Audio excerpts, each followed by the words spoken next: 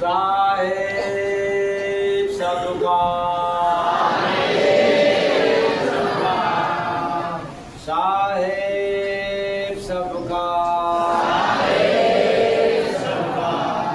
सबका कौन साहेब किसका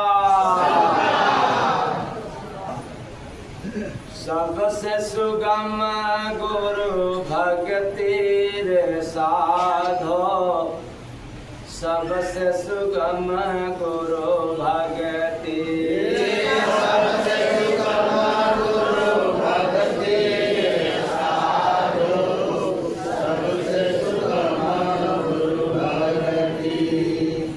क्या आप लोगों ने सुना?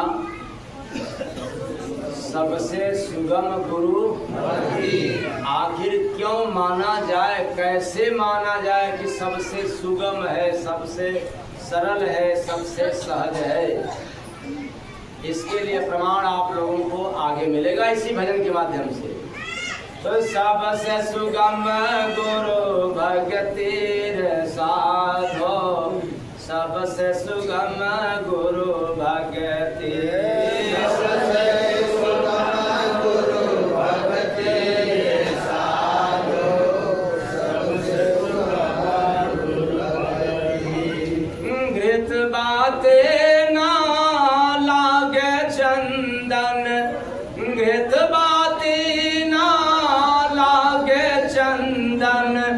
सबसे सस्ते युक्ति रे साधो सबसे सुगम गुरु भक्ति रे साधो सबसे सुगम गुरु भक्ति रे साधो सबसे सुगम गुरु भक्ति।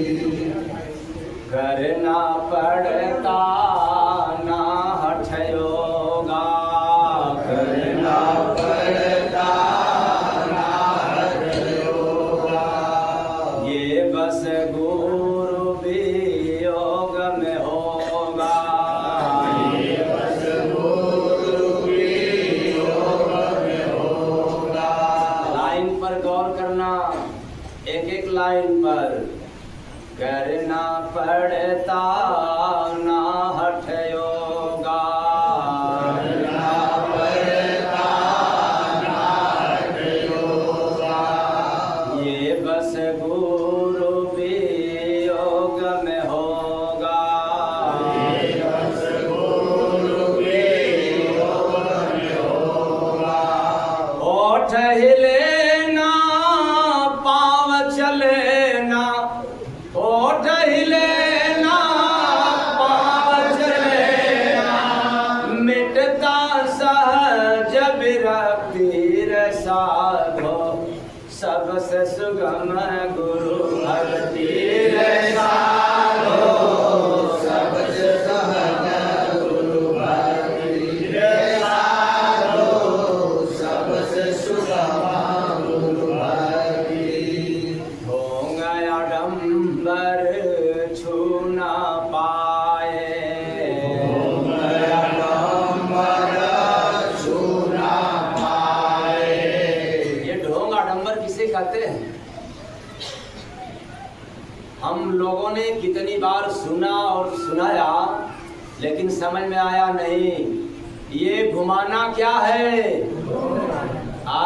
ढोंग है। और जल गिराना क्या है? ढोंग आडंबर छू ना पाए ढोंग आडंबर छू ना पाए। जादू टोना भूत न आए जादू टोना भूत न आए। लंगड़ा चलता गूंगा गाता लंगड़ा चलता गूंगा गाता सुन बहरा कर मस्ती रे साधो सबसे सुगम गुरु भक्ति रे साधो सबसे सुगम गुरु भक्ति रे साधो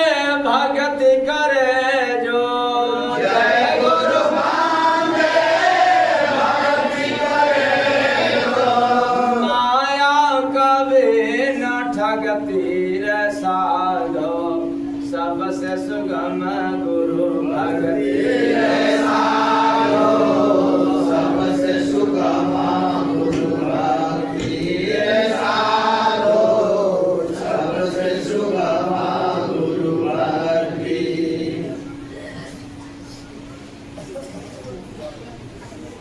साहेब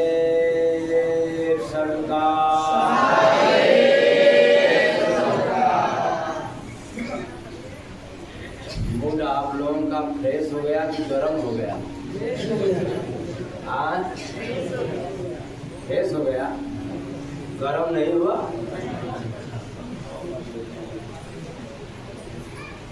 सबसे सुगम गुरु भगति रे साधो सबसे सुगम गुरु भगति। बड़ा ही सुंदर है, बहुत ही सरल है और आसान भी है गुरु की भक्ति। माना कि संसार में वेदों में पुराणों में उपनिषदों में शास्त्रों में प्रमाणित है पूजा पाठ करने की विधियां है, लेकिन सबकी विधि अलग अलग है और उस विधि के अनुसार यदि हम लोग पूजा पाठ नहीं करते तो लाभ मिलता नहीं है। माना कि श्रद्धा में हम लोग करते हैं, अब यह पता नहीं चलता कि लाभ मिल रहा है कि नहीं, लेकिन किए जा रहे हैं।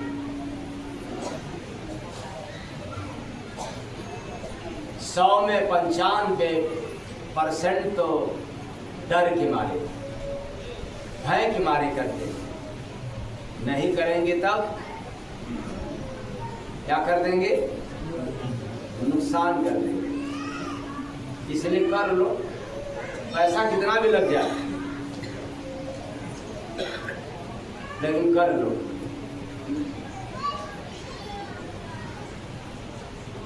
पर गुरु की जो भक्ति है उसमें पैसा भी लगता नहीं है।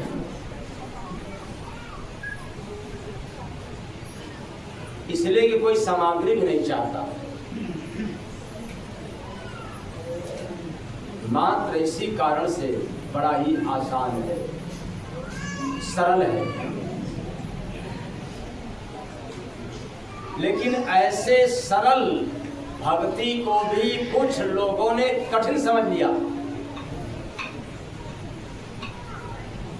गुरु भक्ति को बहुत ही कठिन समझ लिया। तो कौन कौन लोग समझते होंगे? झूम बराबर झूम शराबी, आगे वाली लाइन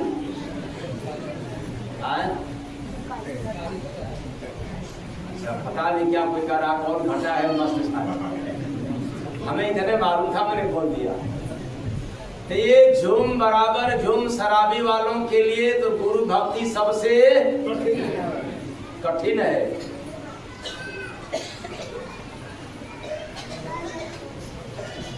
आप लोग इसमें का तो नहीं ना है, इसीलिए आप लोगों के लिए आसान दिखाई दे रहा है।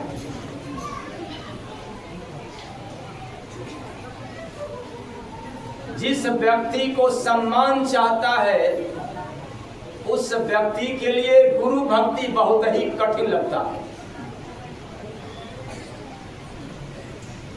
जबकि यह प्रमाण मिलता है कि सबसे सुगम गुरु भक्ति रे साधो सबसे सुगम गुरु भक्ति सबसे सुगम गुरु भक्ति रे साधो सबसे सुगम गुरु भक्ति। एक साधे सब सध जाता है, एक साधे सब सध जाता है, काली आदि शक्ति रे साधो सबसे सुगम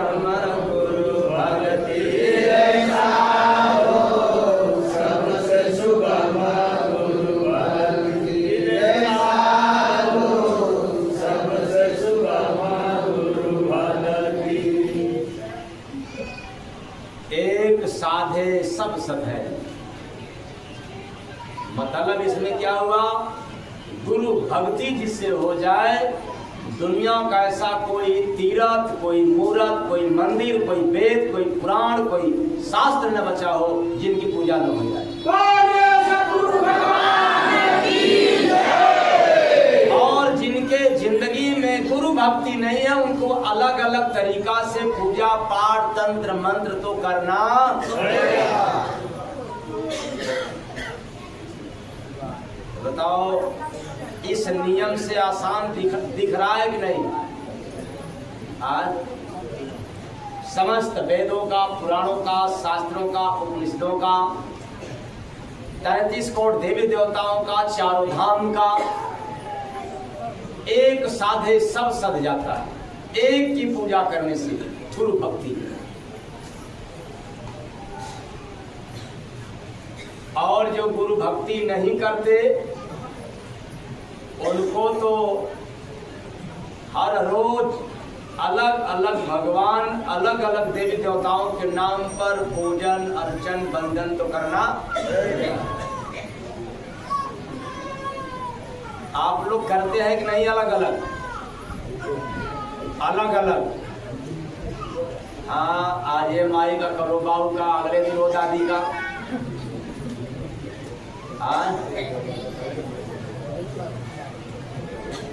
हर दिन बदलता रहेगा। वाह रे, मनुष्य पूजा करने वाला बदलता नहीं, लेकिन हमारे देवी देवताओं के नाम पर रोज देवी देवताओं को बदलने वाले बदल करके पूजा करते हैं, लेकिन एक भी इंसान अभी बदला नहीं। लेकिन वाह रे, गुरु भक्ति में वो पावर है कि करना चालू कर दे तो आदमी क्या हो जाता है, आज बदल जाता है। कौन आसान है, कौन कठिन है? अब मेरे कहे पर मत आप लोग आना, नहीं तो फिर कहोगे कि बड़े साधु महात्माओं के और साधु महात्माओं के अनुयायी भी इस पर मौन है। क्या की बात क्या है इसमें, राज क्या है, क्या बात है, कहां से आ रहा है? वो दिमाग से आ रहा है कि मुंह से आ रहा है कि श्वास से आ रहा है कि भीतर से आ रहा है कि ऊपर से आ रहा है? ये कहां से आ रहा है समझ में भी आ रहा नहीं है, लेकिन आ रहा है। बहुत कठिन, समझना भी कठिन। भला क्यों नहीं कठिन होगा? जब कहीं से लिखा होता तो आसान रहता। सूत्र कहीं है नहीं इसका। वैसे जैसे ताला तो बंद है लेकिन चाबी किसी के पास है, तो चाबी सूत्र है ताला को खोलने के लिए। वैसे ही सुनाने के लिए तो सुना देता हूं, लेकिन समझ में आए कैसे? जब तक उसको सूत्र मिलेगा नहीं तब तक समझ में आने वाला नहीं। क्योंकि सबके पास तो सूत्र है। कपूर, दशाम, घी, अगरबत्ती, रोरी, नारा इत्यादि बढ़िया विधिवत पूजा करने की बड़ा मन भी लगता है, क्योंकि जगह जगह और भिन्न भिन्न सामान रहता है ना, इसलिए मन बड़ा जालिम है। ये अपनी जगह पर सही है कि थोड़ा ये सामान उठाएगा तो मन उसमें लगेगा, तब तक फिर दूसरा सामान उठाएगा तो मन, वैसे जैसे माला घुमाना चालू करोगे तब तक फिर मन भाग रहा, फिर तीसरे नाम पर, फिर अगले नाम पर, फिर अगले नाम पर। ऐसे ही भिन्न भिन्न सामग्री में उलझे रहना, यह तो बात समझ आ रहा है, लेकिन उसमें सुलझ जाए ऐसा देखने को मिलता नहीं।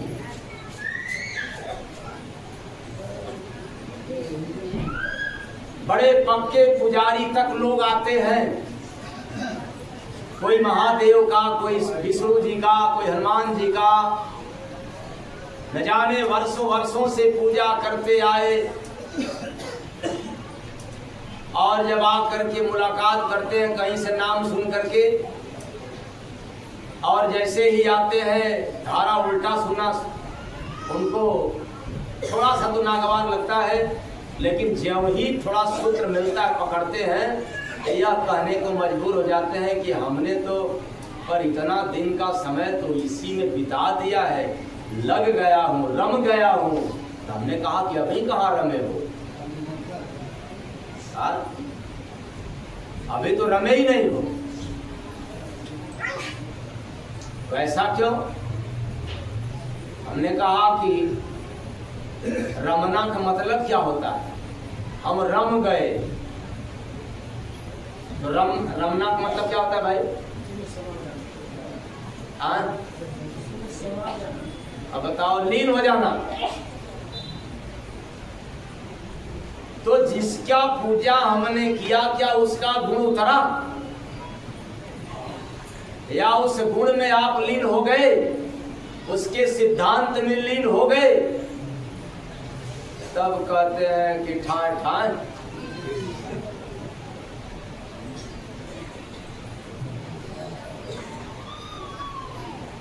जैसे में शंकर जी का देख लिया जाए, तो शंकर जी का क्या गुण है भाई? रक्षा करना, मतलब पालन करना या संहार करना। तो कौन गुण है? तमोगुण। बाबा भोलेनाथ का गुण तब नाम क्या है? तमोगुण, तम गुण। और तम का मतलब क्या होता है भाई? तम तमाना, मतलब आवेग में आ जाना।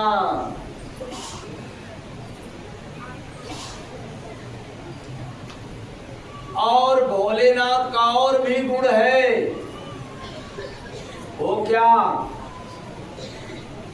भोलेनाथ भगवान होते हुए भी भक्ति पथ को नहीं छोड़ा। किसको नहीं छोड़ा? ये गलत है कि सही है?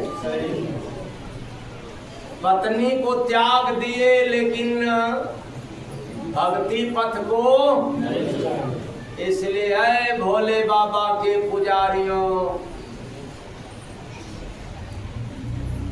आप भोलेनाथ के लिए क्या क्या त्यागा। बेचारे पंडा पुजारी का मुंडी लटक जाता है कि अभी बाबा से क्या बताऊं। कितने मीटिंग भोजन त्यागा, कितने समय तक मोह माया को त्यागा।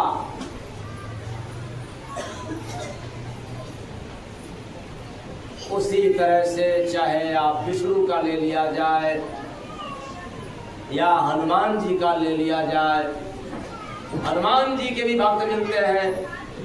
तो ये आपको मालूम होना चाहिए, सुमेर पवन सुत पावन नामू, सुमेर पवन सुत पावन, अपने बस करी राखे।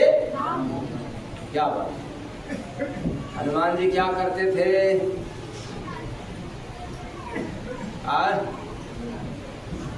सुमिरन किया करते थे कि आप जैसे पूजा पाठ।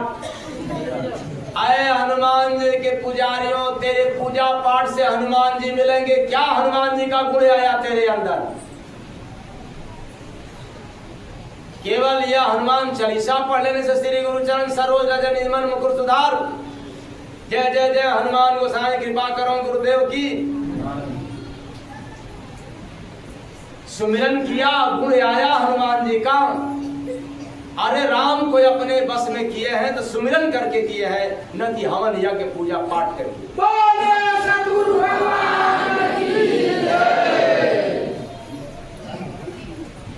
और आप लोग क्या करते हो? ओम नमः शिवाय, ओम नमः शिवाय। हरे राम राम राम हरे कृष्णा हरे कृष्णा। तब तक फिर क्या? हाँ, हरे हरे। मस्ती आ गई कुछ देर के लिए। लेकिन किसी के अंदर गुण नहीं आया। इसलिए है बहुत कठिन।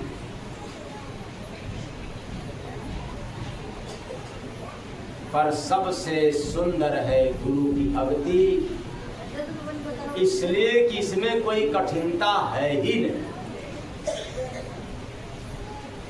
बड़ा ही सहज है, सरल है, क्योंकि एक भी सामग्री नहीं चाहता। इसलिए घृत बातें ना लागे चंदन, सबसे सस्ती युक्ति रे साधो, सबसे सुगम गुरु भक्ति रे साधो, सबसे सुगम गुरु भक्ति रे साधो, सबसे सुगम गुरु भक्ति। मंत्र जपोया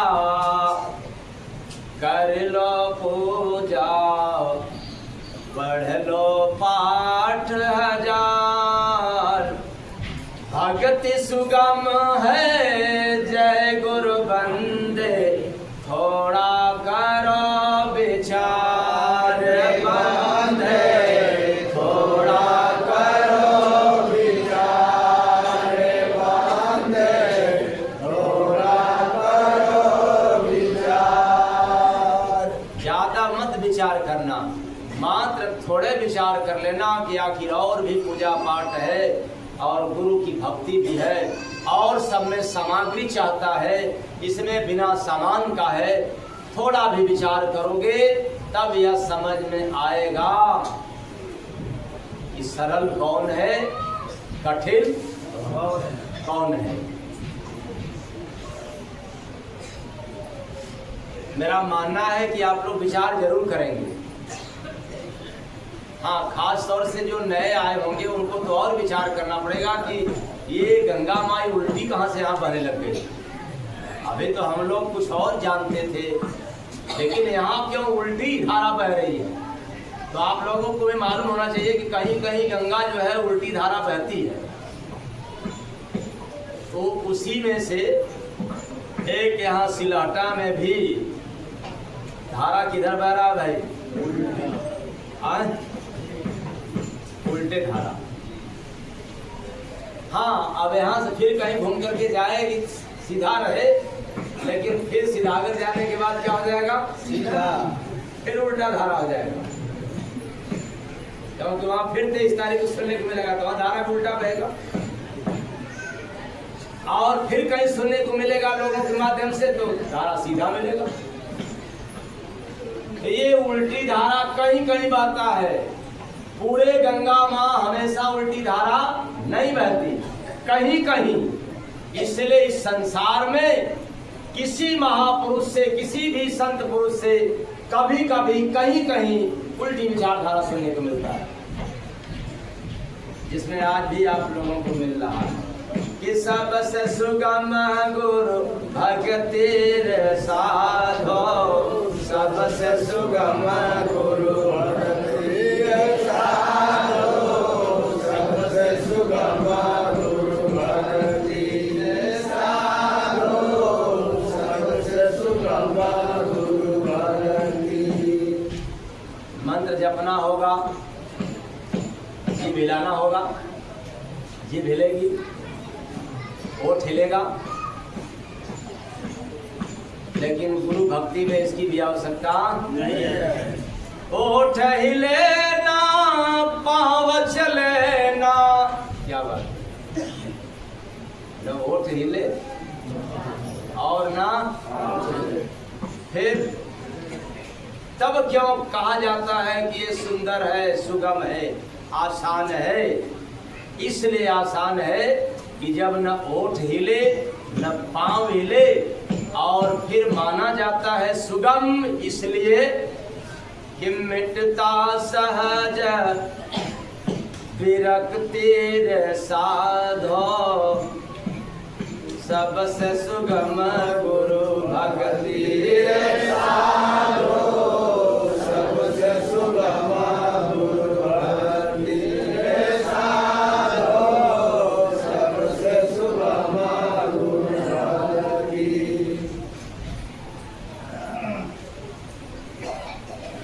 आसक्ति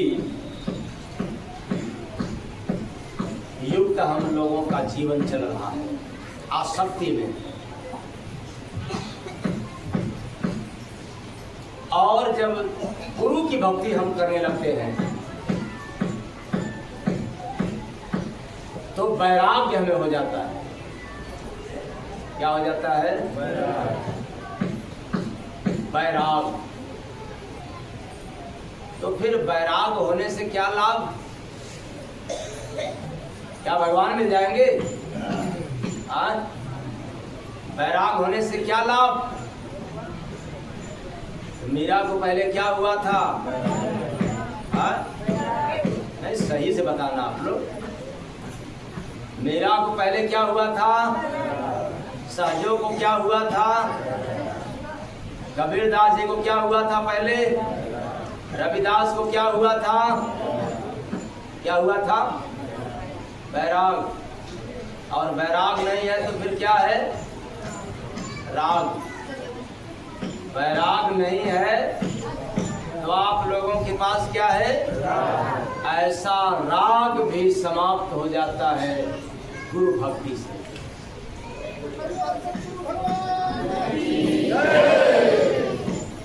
वरना आप पूजा पाठ करते रहोगे फिर भी राग समाप्त होने वाला नहीं है।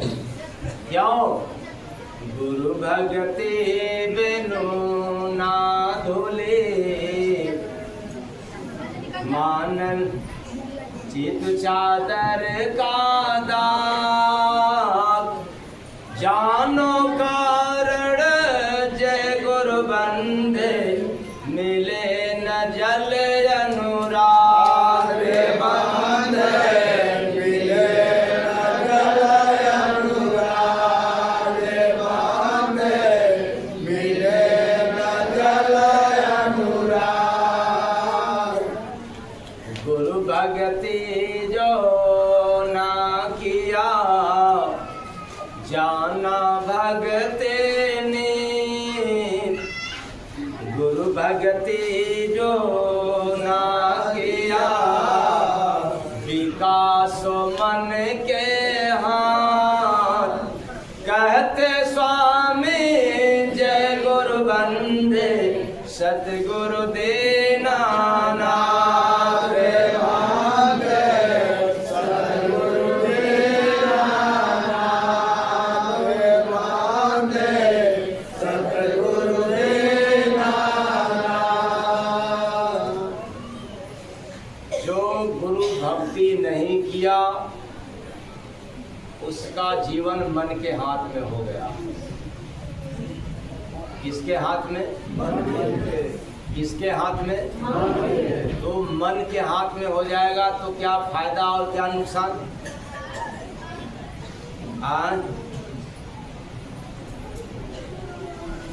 क्या होगा? क्या फायदा क्या घाटा? गुरु भक्ति जो ना किया, माया रहते संग, जानो कारण जय गुरु बंदे, इसी से रहते बंदे, इसी से रहते तारे बंदे, इसी से रहते तारे। कुछ बात समझ में आ रहा है? इसी से रहते तंग। ये तो हो गया घाटा। फायदा क्या होगा?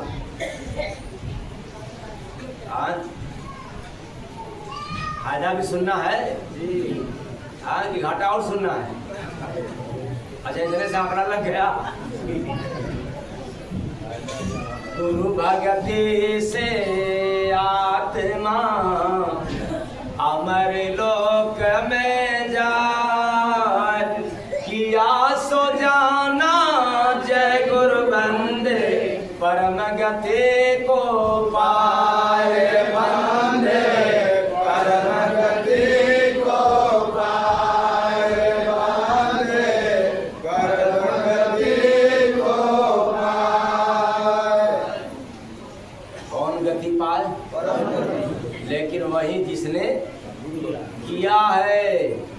इसलिए आप लोगों में भी कोई करेगा तो उसी को मिलेगा, नहीं करेगा तब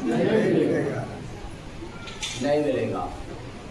इसीलिए तो कहना पड़ता है सबके बस का है नहीं क्या, क्या नहीं? हाँ, ये सबके बस की बात नहीं है। सबके बस का है नहीं, किया सो जग में भी गुरु के भगते, जय गुरु बंदे हरता जीवन पीर बंदे, हरता जीवन पीर बंदे, हरता जीवन पीर। जिसने किया उसके जीवन का जन्म जन्म का पीर यानी कष्ट क्या हो गया, समाप्त हो गया। लेकिन उसके लिए है जो इस पथ पर चला है, जिसने गुरु भक्ति किया। अब एक बात शंका में आएगा कि क्या गुरु भक्ति करेंगे तो कष्ट नहीं आएगा, रोग व्याधि नहीं आएगा? सब आएंगे। ऐसा कोई संसार का ग्रह नहीं है, भूत नहीं है, बाधा नहीं है, समस्या नहीं है जो न आए। तब कहोगे तो इससे अच्छा तो वही है ओम नमः शिवाय, ओम नमः शिवाय। क्योंकि लोग मिलेंगे और कह देंगे कर लो, दूर हो जाएगा। और मैं ललकार के कह रहा हूँ कि आप गुरु भक्ति करो और चाहे गंगा जी में डुबकी लगाए रहो, ये भूत बाधा रोग ग्रह आपका पीछा छोड़ने वाले नहीं है। तब फिर गुरु भक्ति में क्या कला है? क्यों गुरु भक्ति में क्या है? ये सब जब आते हैं, भूत बाधा आते हैं तो हित बन करके आते हैं कि दुश्मन? अच्छा, रोग व्याधि जब आते हैं तो ये मित्र बन करके आते हैं कि दुश्मन बन करके? क्या दुश्मन? अच्छा, बड़े से बड़े दुश्मनों को अगर मित्र बना लिया जाए तो फायदा है कि घाटा है? और अपने मित्र को दुश्मन बना लिया जाए तो फायदा है कि घाटा है?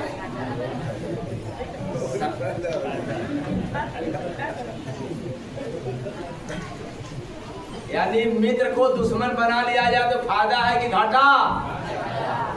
जोर से बोलो, घाटा है। तो ये लोग क्या है? ये ग्रह भूत बाधा सता रहे हैं तो आपके मित्र हैं कि दुश्मन? आज तब क्या करना पड़ेगा?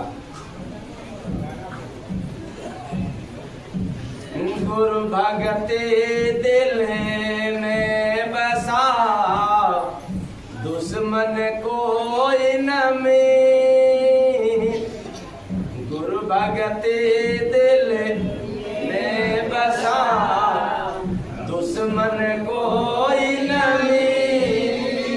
जीवन बाजी जय गुरु बंदे, गए सो जग से जीत रे बंदे, गए सो जग से जीत रे बंदे, गए सो जग से जीत।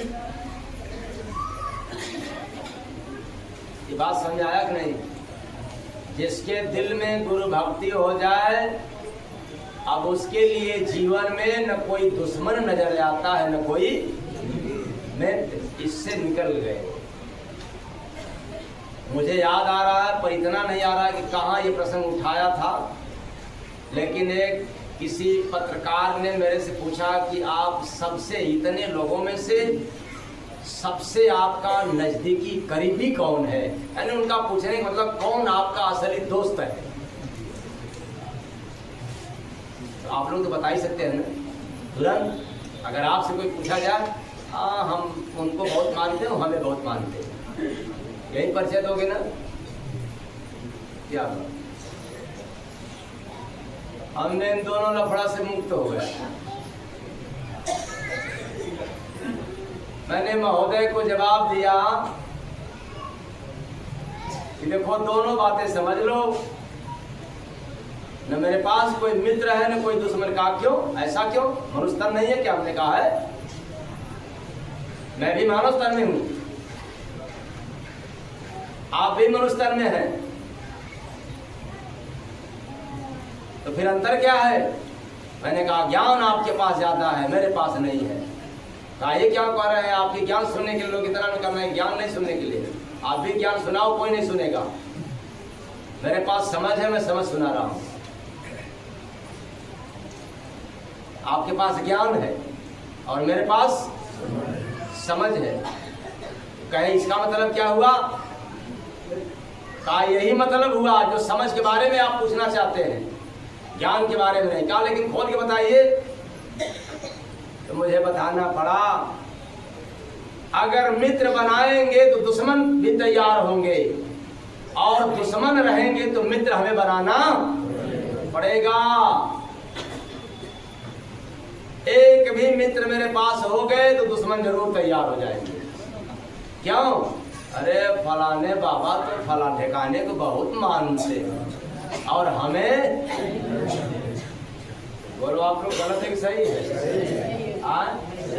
अगर एक कोई अपना खास बनाया तो न जाने कितने लोग क्या बन जाएंगे, और जब दुश्मन बन गए तो फिर हमें क्या अधिक बनाना पड़ेगा, और जितने अधिक मित्र बनाएंगे उतने अधिक। भैया ऐसा लफड़ा मुझे पालने की जरूरत न, मेरा कोई मित्र है न कोई मेरा। प्रेम से बोलिए सद्गुरु भगवान की जय। आपने तो बड़ा अच्छा जवाब देकर के निकल गया। तो मैंने कहा तब फंसाने के लिए आया था क्या? अरे आप फंसो संसार में आकर के, मैं क्यों फंसू? ये लाभ हानि में, दुख सुख में, और मान सम्मान में, जाति मजहब में, ये ढोंग आडंबर में आप लोग फंसो, मुझे क्यों फंसा रहे हो? अपने तो फंसे हो, औरों को लोग फंसा रहे हो। इसलिए मैं तो आया हूं निकल करके, और यहां से निकल करके मित्र बन गया तो फंस गया, दुश्मन बन गए तब। इसलिए मैं आप दोनों पक्ष से कहना चाहता हूं, पक्ष और विपक्ष। अब मैं ये नहीं कहना चाहता हूं कौन पक्ष है कौन विपक्ष है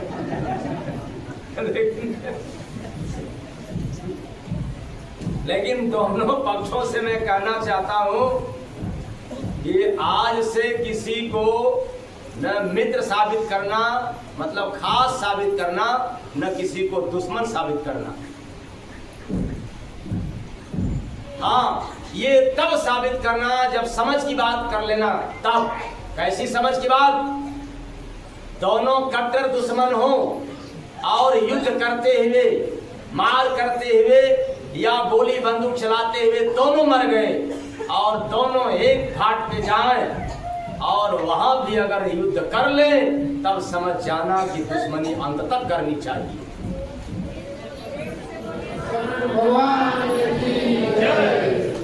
तो करेंगे कि नहीं लोग? वहां शमशान घाट पे होगा कि नहीं? आप लोग बताओ।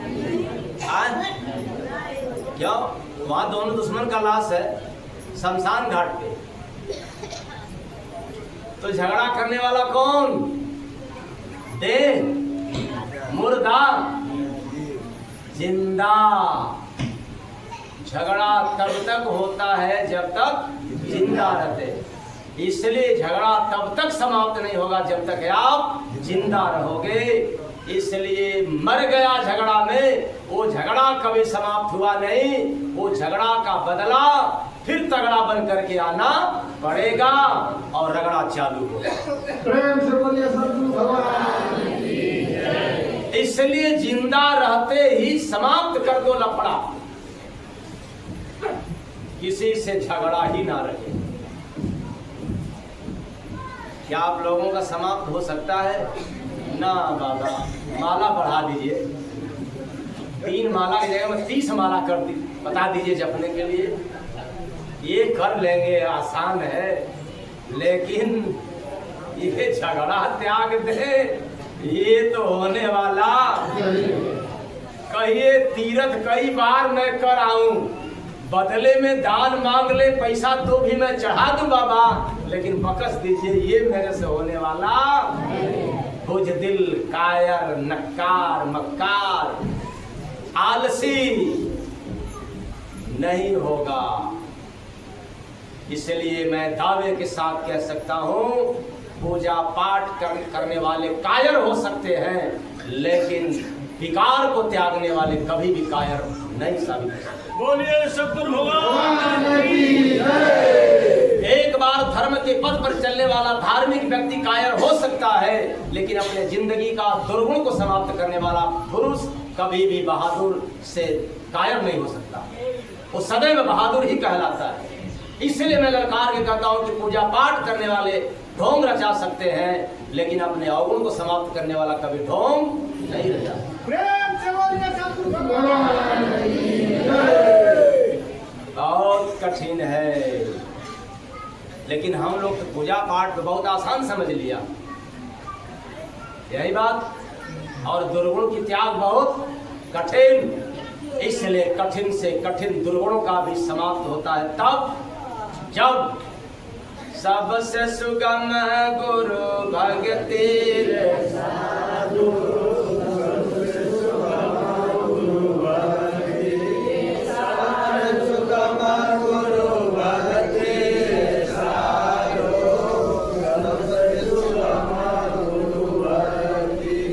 जय गुरु बंदे भक्ति करे जो, माया कबे न ठगती रे साधो। सबसे सुगम गुरु भक्ति रे साधो, सबसे सुगम गुरु भक्ति रे साधो, सबसे सुगम गुरु भक्ति। इसलिए जय गुरु बंदे भक्ति करे जो, माया कभी ना ठगती। ये काम, क्रोध, लोभ, मोह, ढोंग जो माया की परिवार है, आडंबर, रीति रिवाज, प्रथा प्रचलन, ये कभी भी आपको ठगते नहीं है। इतना सरल, सहज, सुगम गुरु की भक्ति है। फिर भी हम लोग अनजाने में बहुत दूर हैं। और भला क्यों न दूर हो, जब तक कोई संत महापुरुष से मिलन नहीं होगा, मुलाकात नहीं होगा, या सत्संग सुनने को नहीं मिलेगा, तब तक गुरु भक्ति से बहुत दूर रहेंगे। बिना सत्संग के गुरु भक्ति संभव, बिना सत्संग की गुरु भक्ति सफल होने वाला। इसलिए सत्संग न मिलेगा, न हम गुरु भक्ति करेंगे। सत्संग के अभाव में पूजा पाठ करके अपने मन को तसल्ली देकर और फिर मुख में राम बगल में छोड़ी वाले में लग जाएंगे। यही बात है ना, मन की तसल्ली के लिए। तुम्हारा कंकड़ खींच कर उठा के अपना पाँव, कभी भरे ना जय गुरु बंदे लगा है ऐसा घाव रे बंदे, लगा है ऐसा घाव रे बंदे, लगा है ऐसा घाव। ये क्या बात है? मारा कंकड़ खींच कर उठा के अपना पाँव। अब पता नहीं बेचारा गिरेगा कि संभलेगा। पैरे उठा करके कंकड़ मार रहा है। और आप लोग कैसे मारते हैं भाई? आज पैर जमा करके कि उठा करके? हाँ, इसका मतलब क्या हुआ? ये संसार रूपी मैदान की घटना है। कहाँ की घटना? संसार रूपी मैदान में निगुरा रूपी मूर्ख, यानी जितने निगुरा किस्म के व्यक्ति होते हैं, अपने हृदय में भरे हुए खोट को बाहर निकाल कर, यानी मुख से बाहर खींच करके क्या करते हैं, घाव मारते हैं। कटु वचन रूपी कंकड़ जो अपने मुख से निकालते हैं निगुरा लोग, मधुर वचन निकालते हैं कि ऐसी वाणी बोलिए कि सबसे झगड़ा हो।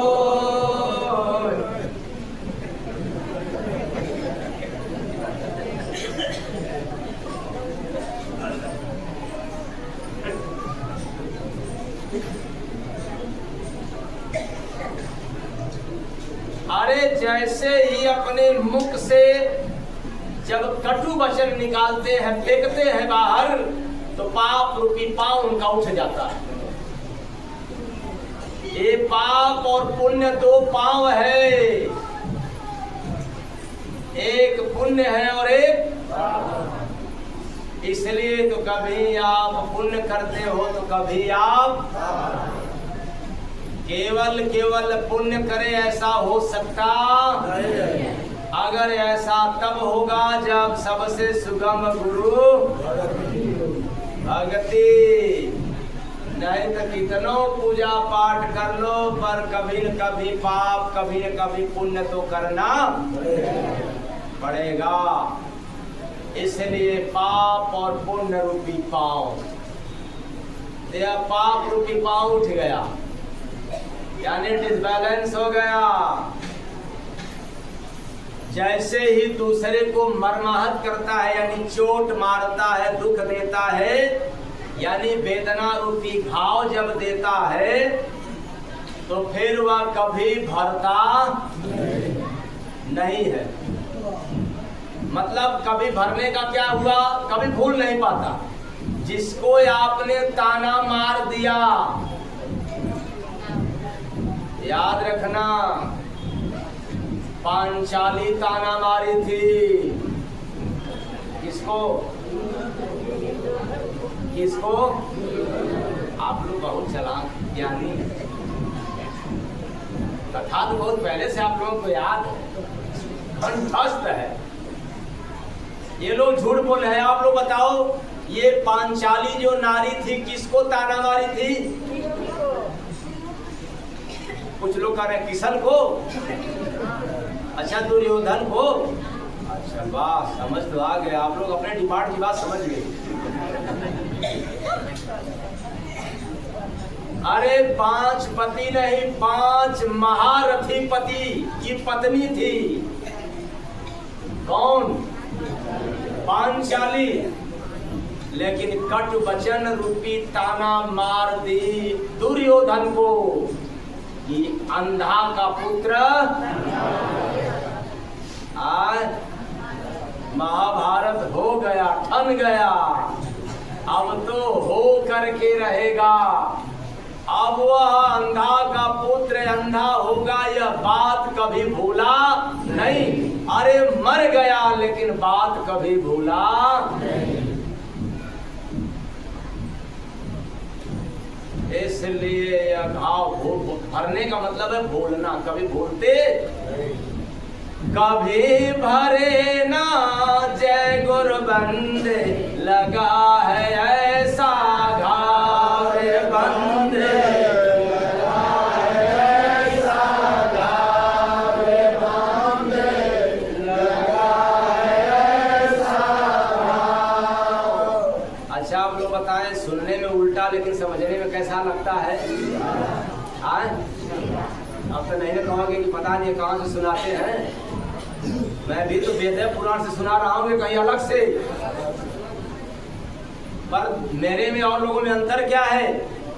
लोग वेद की पुराण वेद से सिद्ध करते हैं, और जो मुझे मिलता है वह बात वेद से सिद्ध कर रहा हूँ।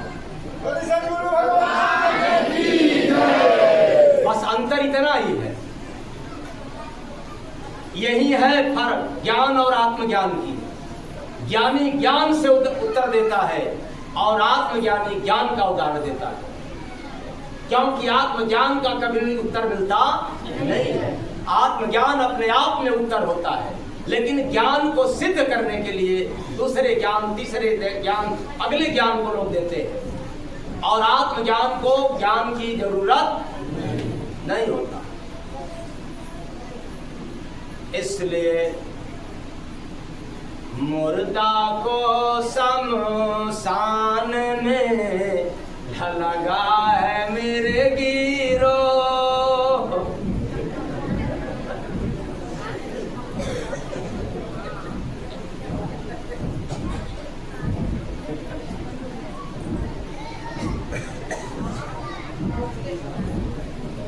ताजुब है कि नहीं? ताजुब है, अजूबा है, कभी सुनने को मिला था, लेकिन आज सुनाएंगे और सिद्ध भी करेंगे। मृगी रोग होता है मुर्दों को भी,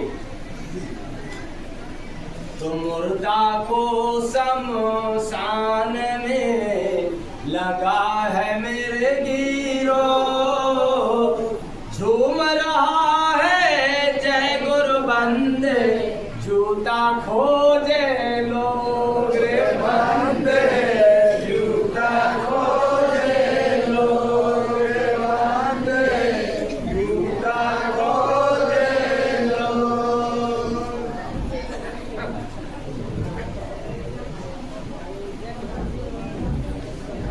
अच्छा, इसका राज आप लोगों को कुछ मिल गया, आगे बढ़े।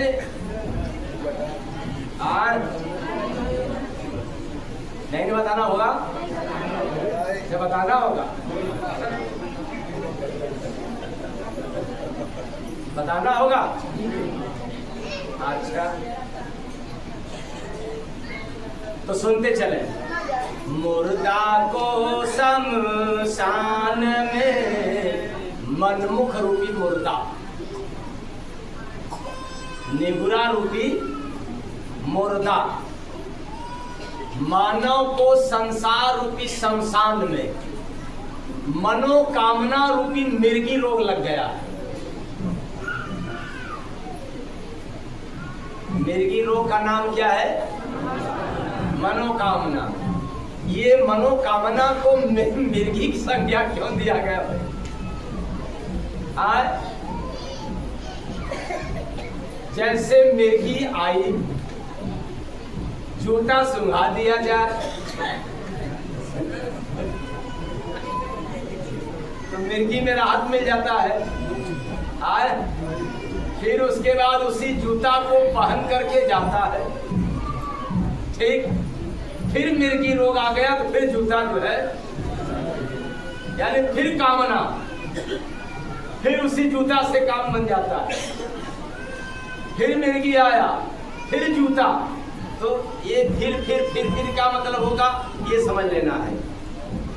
तो जब मिर्गी, मनोकामना रूपी मिर्गी का बीमारी यानी रोग लगा है, जब मनोकामना की पूर्ति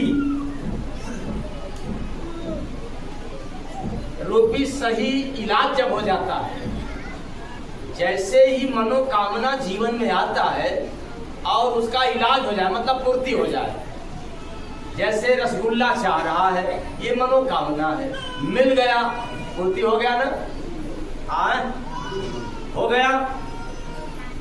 तब चिंता रूपी तनाव के कारण मादक पदार्थ रूपी नशा का सेवन करके लड़खड़ा रूपी झूम झाम करके कैसे चलता भाई? झूम बराबर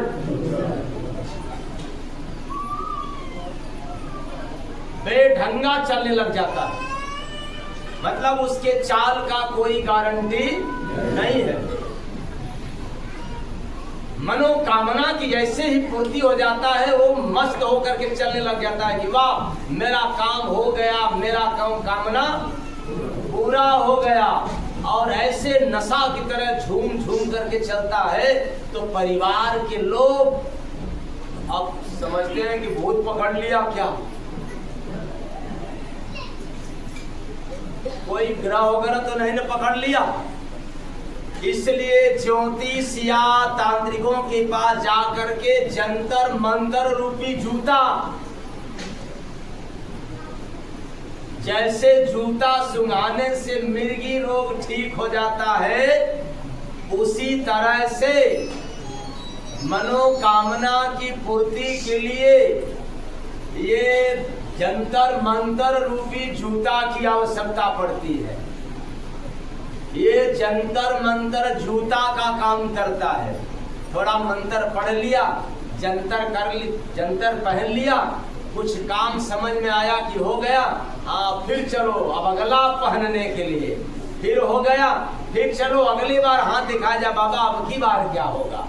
अच्छा नहीं हुआ तो फिर दूसरे बाबा की बात, ए बाबा अब क्या होगा, अच्छा नहीं ये अब ऐसे होगा वैसे होगा, फिर संतोष नहीं, उसकी पूर्ति के लिए बाबा जरा बताएं, आप बहुत बाबा हैं, बहुत पहुंचे फकीर हैं, आपके पास आंख है, मैं तो अंधा हूँ, आप देखने वाले हैं, अब मेरे नसीब में क्या है। तो देखो भाई 7.5 है, ये अंगूठी पहन लेना, ये मुनरी पहन लेना, ये पूजा कर लेना, तेरा मनोकामना पूर्ति हो जाएगा। फिर लगे झूमने, फिर लगे नाचने, फिर लगे गाने, लगे करने, नहीं हुआ या हो गया, फिर बाबा आप बताइए क्या होगा, नहीं हुआ तो यह बताइए, हो गया तो इसके आगे क्या होगा। ये बार बार जूता की तलाश होता है, यानी बार बार जीवन में जंतर मंतर की खोज तलाश जारी है, केवल मनोकामना रूपी मिर्गी को ठीक करने के लिए। प्रेम से बोले सद्गुरु भगवान की जय। तो आप लोगों के पास तो मिर्गी का रोग नहीं न है, है ना, है तो MRI करा लेना, ये जूता के चक्कर।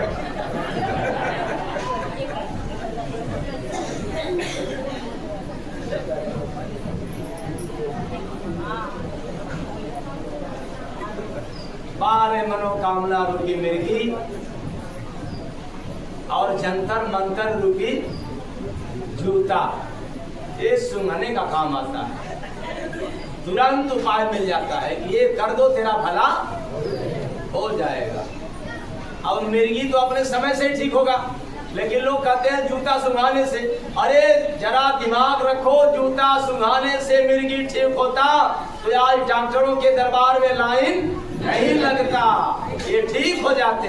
लेकिन एक भ्रम है संसार में, मिर्गी आ गया, उठाओ जूता और रखो नाक पे, यही ना। अरे अब समस्या आ गया जीवन में, चलो अब हाथ दिखाओ, बाबा को बताओ और अपनी समस्या सुनाओगे, जंतर मंतर बताएंगे, जंतर पहना देंगे, अब मंत्र पढ़ने के लिए बोल देंगे, अब समझ में आया कि मेरा कल्याण मुख में राम बगल में, यहाँ तो पहले दिल में राग भरा हुआ है, तो ये जंतर मंतर से कल्याण होगा। फिर से बताओ, आप लोगों को जंतर मंतर वाला जूता तो नहीं चाहिए, मनोकामना रूपी मिर्गी तो नहीं न लगा है। फिर से मैं कह रहा हूँ, अगर मनोकामना रूपी मिर्गी किसी के पास हो तो जाकर के MRI करा लेना, CT स्कैन करा लेना, नहीं तो फिर जूता तो सुंघना। अच्छा ठीक हो जाने के बाद उसको फिर जूता सुंघाया जाए तो सुंघेगा।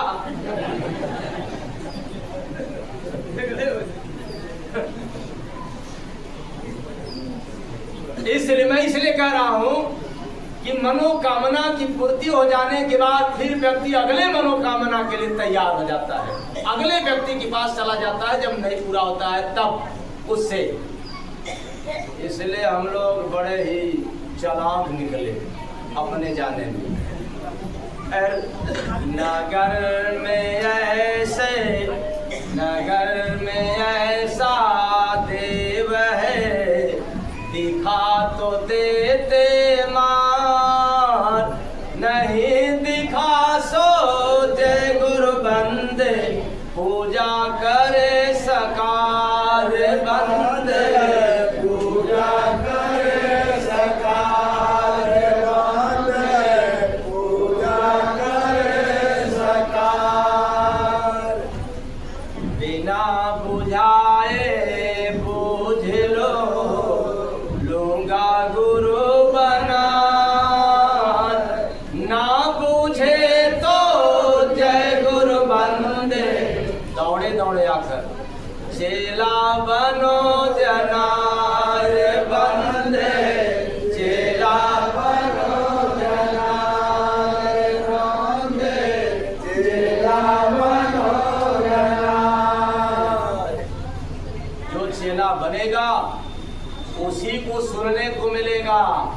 अब जिसको गुरु नाम से एलर्जी है तो फिर समझ लेना ये शब्द उसके लिए इन्फेक्शन का काम करेगा, जहर का काम करेगा, समझ में आने वाला